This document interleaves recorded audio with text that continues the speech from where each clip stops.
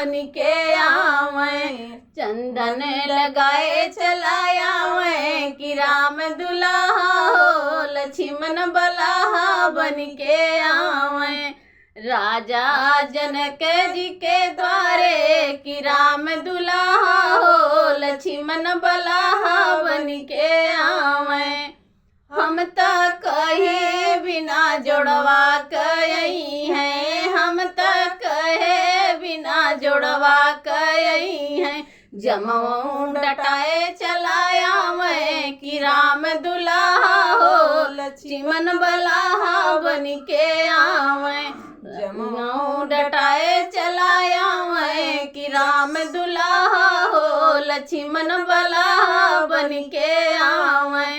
राजा जनक जी के द्वारे कि राम दुल्हा हो लक्ष्मण बल्हा बन